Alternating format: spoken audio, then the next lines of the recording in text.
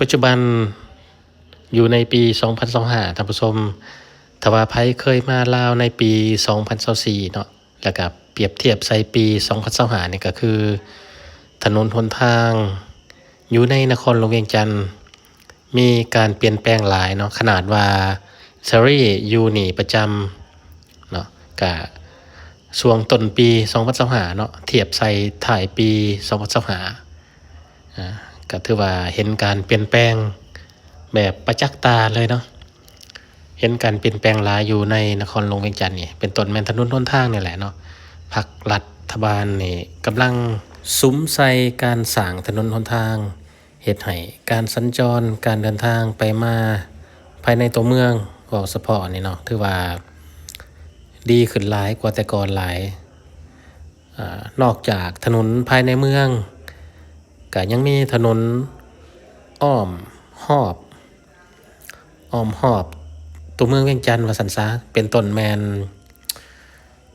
เขตท่าเรือเนาะเมืองหาดไซฟองหันก็สร้างใหม่ดังคลิปก่อนๆที่เฮาเคยไปถ่ายให้เบิ่งเส้นนั้นก็ปูคอนกรีตอย่างดีเลยคลิปนี้เฮาก็พาเดินทางเบิ่งบ้านเมืองเบิ่งถนนหนทางจากถนนเส้นนี้แหละเนาะท่านผู้ชมเส้นหลักอีกเส้นหนึ่งของเวียงจันทน์ถ้าว่าเฮาขี่ไปนี่ก็สิออกไปถนนลันสร้างเนาะเฮาจะไปตามถนนลันสร้างแล้วก็ออกไปถนนไกรสอนพุ่นแหละออกไปจนฮอดแถวลักหาเนาะติดตามไปนำกันเด้อบ้านเมืองในปัจจุบันนี้เปลี่ยนแปลงไปแนวใดอันนี้คือถนนเศรษฐาเนาะที่เฮาเว้าถึงเศรษฐาธิราชจะสังเกตเห็นลูกศรเนาะสีขึ้นสีลงแล้วก็มีเลนหนึ่งอยู่เบื้องขวามือสุดจะเป็นเลนของ BRT เนาะการเปลี่ยนแปลงอยู่แถวนี้ก็คือก่อนหน้านี้จะมีจุดขึ้นลงอยู่กลางทางปัจจุบันเพิ่นมางออกแล้วเนาะมางออกเรียบร้อยแล้วแล้วก็ถนนตะกี้ก็แคบๆได้1เลน2เลนบ่เนาะประมาณ2เลนเดี๋ยวนี้ก็ขยายเป็น3เลนถือว่ากว้างขึ้นกว่าเก่าแล้วก็การสัญจรเนาะตามที่เพิ่นแต้มเส้นจราจรเนาะมีลูกศรสีขึ้นสีลงนี่ก็คือก่อนหน้านี้กับมาฮอดปัจจุบันนี้ว่าซั่นซะแม่นยังสัญจรกำเดียวมีแต่วันเวเนาะเป็นถนนวันเวแต่ว่าอนาคตที่เพิ่นแต้มลูกศรไว้นี่นะเนาะแต้มเส้นจราจรไว้นี่ก็คือจะมีการเปลี่ยนแปลงการสัญจรแต่ว่าตอนนี้ยังใส่แบบเก่าอยู่ว่าซั่นซะก่อนหน้านี้จุดที่เฮาจอดรถอยู่ตอนนี้ก็คือเป็นสี่แยกธรรมดาเนาะแล้วก็ไปตามจังหวะซื่อๆจะบ่มีไฟแดงแต่ว่าสังเกตประมาณ2เดือนบ่เนาะตามชื่อได้นี่เพิ่นเอาไฟแดงมาติดใส่จุดนี้อีก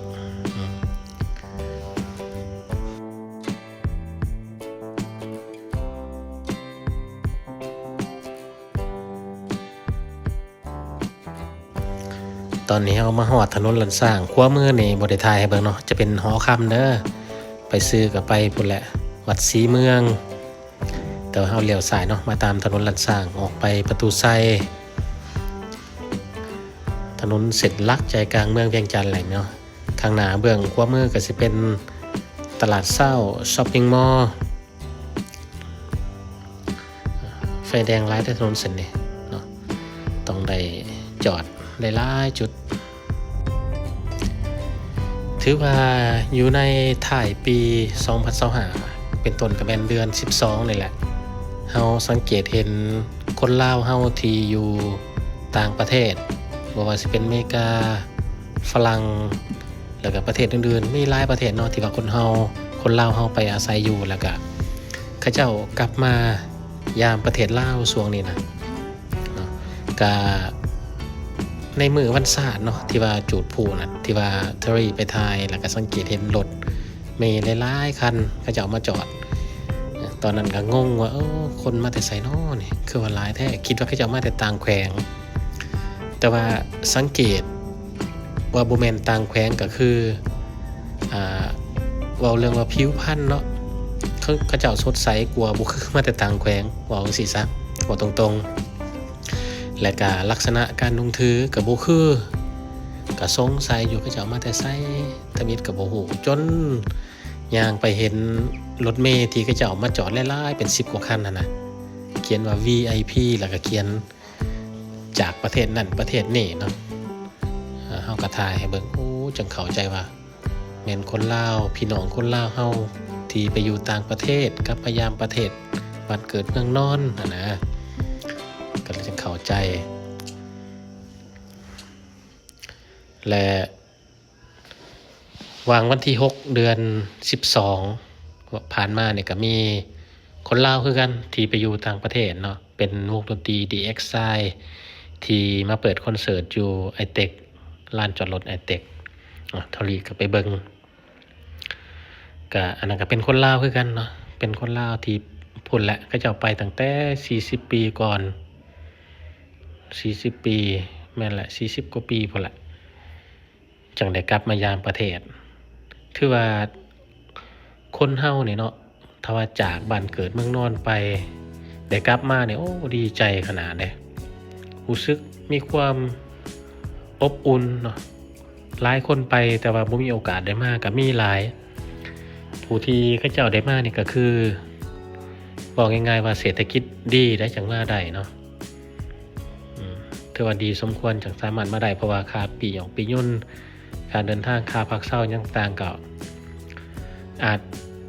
ก็สิสูงเติบเนาะเป็นค่าใช้จ่ายเพิ่มเติมมาแหละก็คือปัจจุบันภาครัฐเปิดโอกาสให้คนลาวที่อยู่ต่างประเทศได้กลับมาสร้างมาษาบ้านเกิดเมืองนอนถึงว่าเขาเจ้าจะมีสัญชาติของต่างประเทศก็บ่เป็นหยังเนาะแต่เสื้อสายความคิดจิตใจก็ยังเป็นคนลาวอยู่คือเก่าเนาะเพิ่นได้กลับมาเพิ่นมีทุนมีหยังบางคนก็ไม่เฮ็ดธุรกิจสร้างนั่นสร้างนี่เฮ็ดธุรกิจเที่ยวไปเที่ยวมาบางคนก็ซื้อรถซื้อเฮือนบางคนก็มาแต่งงานก็มีได้มีหลายแบบแล้วแต่เนาะเพราะว่าคน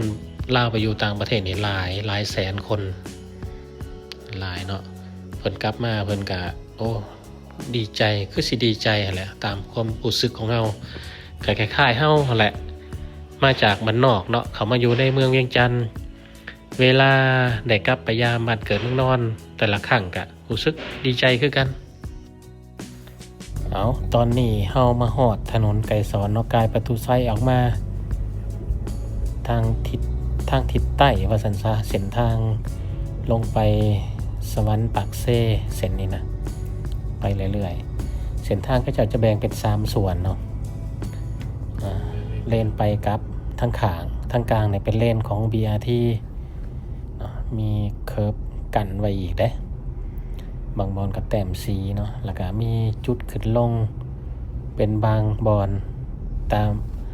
เส้นทางเนี่ยเป็นระยะว่าซั่นซะเขตบ้านโพนสะอาดแล้วก็ตึกใหญ่ๆที่เห็นเนี่ยก็คือตึกสางใหม่เบื้องซ้ายมือเนี่ยเป็นตึกของหลังนี่น่าจะเป็นของกอกเจมาร์ทเนาะตามที่หูข้อมูลมาน่าจะเป็นหางใหญ่เขาเจ้าแล้วก็ไปข้างหน้าก็สิมีตึกสางใหม่อีกหลังหนึ่งตามที่สังเกตเห็นน่าจะเป็นโรงแรมหรืออย่างจักอย่างเนาะฉะนั้นจึงว่าการเปลี่ยนแปลงภายในตัวเมืองเวียงจันทน์ช่วงปี2025นี่ถือว่าก้าวกระโดดจากเมื่อก่อนหลายพี่น้องคนลาวผู้ใดบ่มักอยู่ต่างประเทศแล้วเนาะเวลาอายุแก่มา50 60แล้วได้กินบำนาญแล้วว่าซั่นซะอยากกลับมาอยู่ประเทศก็สามารถมาได้มาเฮ็ดธุรกิจเนาะมีเงินมีคำหลายก็มาเฮ็ดธุรกิจกินอยู่แบบสบายเลยอยู่ลาวนี่เพราะว่าเทียบใส่ค่าครองชีพเนาะตามที่มีข้อมูลมานี่ก็คือสมมติง่ายๆเนาะเฟออยู่ลาวนี่$3ต่อถ้วยเนาะถ้วยนึง40 50$2ซ้ำเนาะ$2 40,000 $2ครึ่งประมาณนี้แหละถือว่า$2ครึ่ง$2.50ก็สามารถกินอิ่มเนาะไล่เพื่อกินน้ำก็ไล่$3ว่าซั่นซะกินอาหารทั่วไปเนาะบ่เว้าอาหารใหญ่อาหารหรูได้แต่ว่าอยู่ต่างประเทศเนาะตามที่เขาเจ้าเว้าถ้วยหนึ่ง$10 กว่าบ่หรือว่า20ประมาณนั้นตามที่เคยถามผู้ที่เขาเจ้าอยู่ต่างประเทศแล้วกลับมาลาวเนาะลื่นกันหลายค่าของชีพ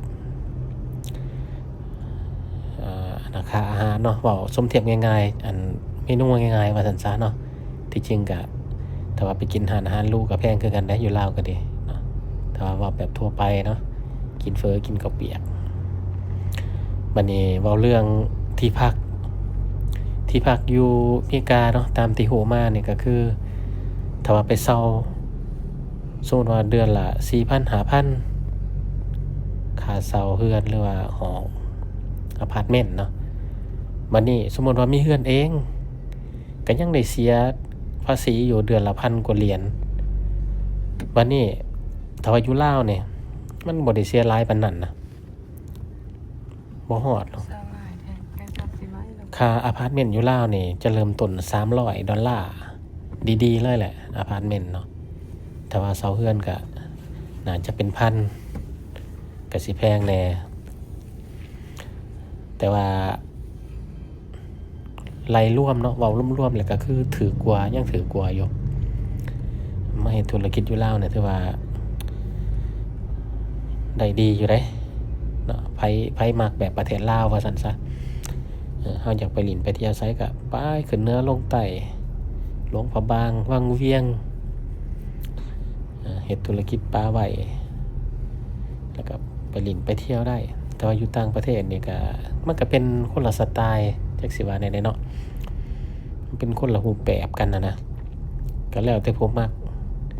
แต่ว่าจังได๋ก็แล้วแต่ส่วนหลายคนลาวเฮาไปอยู่ต่างประเทศจังได๋ก็ยังมักประเทศลาวอยู่คือเก่าเนาะสังเกตหลายคนไปแล้วก็เฒ่าแก่มาแล้วเฮ็ดเวียกบ่ได้เฮ็ดเวียกแล้วว่าซั่นซะเกษียณแล้วก็อยากมาเกษียณอยู่ลาวขนาดว่า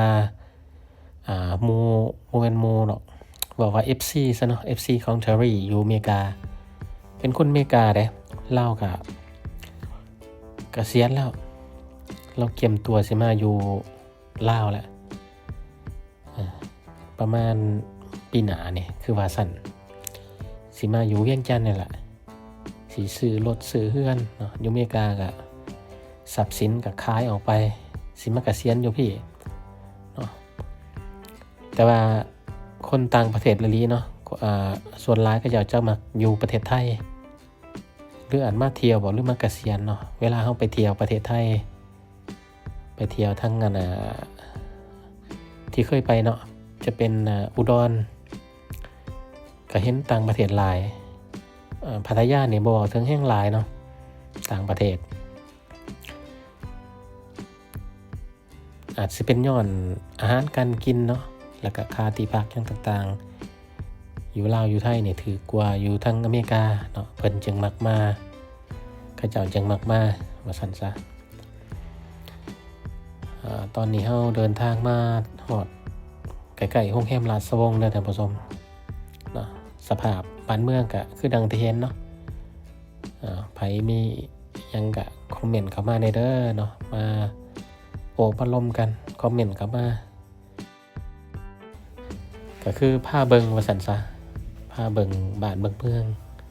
เนาะสภาพการเปลี่ยนแปลงไปในปัจจุบันโรงแรมราชวงศ์ยังบ่เคยขึ้นไปได้ตั้งใจว่าอยากขึ้นไปลินสันเทิงอยู่เนาะแต่ว่ายังบ่มีโอกาสได้ขึ้นไปจักเทื่อ